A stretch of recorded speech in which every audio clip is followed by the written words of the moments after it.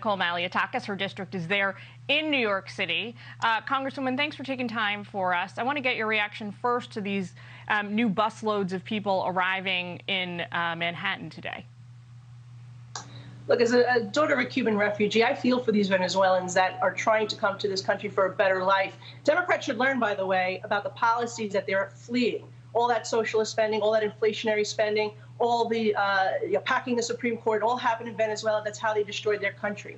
However, I'm super concerned, as I think most New Yorkers and Americans right now, about this influx of migrations that the taxpayer just simply cannot afford to support. If you look at New York's resources, and the mayor just said it right there, they're stretched thin. Right now the city is looking to build 90 homeless shelters across the city of New York because they can't house the New Yorkers that are struggling right now, including veterans. But yet they're now looking potentially to be bringing in housing. They're actually paying for hotels for thousands of individuals who have crossed into our country illegally. It's just unsustainable. And if the mayor really wants to stop it, he should be calling on the president of his own party, Joe Biden, to secure our border. We have seen chaos since this border policy of this president. Millions of people crossing into our country. Millions, but it's interesting, though, because here in Washington, D.C., it only took a few hundred people arriving from the southern border before our mayor, Muriel Bowser, last week declared it a humanitarian crisis, something the Department of Defense apparently disagrees with because they just denied her request for National Guard troops. Well, you know what? It is a humanitarian crisis because this is a human trafficking, child trafficking, drug trafficking, organized crime put forth by the Mexican drug cartels just a couple of weeks ago. $1.2 million of meth caught on the streets of New York City from Mexican cartel smugglers. And what happened? Because of Kathy Hochul, the governor's ridiculous bail law that she refuses to fix, they were released right back onto our streets. The same thing happened in California, 150,000 pills of fentanyl. So it is a humanitarian crisis for the Americans who are now, dying at record levels of fentanyl being brought over the southern border. This president is allowing it to happen. He is putting the drug cartels ahead of the American people.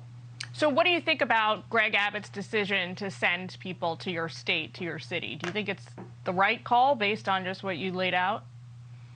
No, I don't. Of course, I don't want the governor sending migrants to our city and our state. What I do want, though, is for my mayor to join Governor Abbott and join us Republicans who have been saying to this president all along that we need to secure our borders. We need to reinstate Remain in Mexico. We need to have order, a process. We need to know who's coming in and out of our country. Again, I've helped 50 people who've been waiting in line, did everything right, but have been stuck in the process for years, becoming United States citizens. Why are we not all doing that instead of allowing this open flood of people that we don't know? And among them were 56 individuals who are on the FBI terror watch list. And these are just the ones that we are catching. So yes, there are good people like my parents. We're trying to find a better life.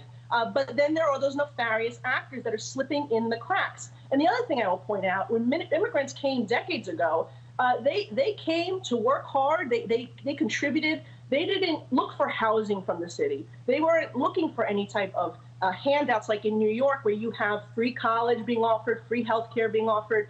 I think it's very different. We want immigrants. We need immigrants to come to our country, but they got to do it the right way, and they have to be contributors to society. Congresswoman, we got to leave it there, but thanks so much for taking time for us today. Thank you. You bet. Well, professional basketball player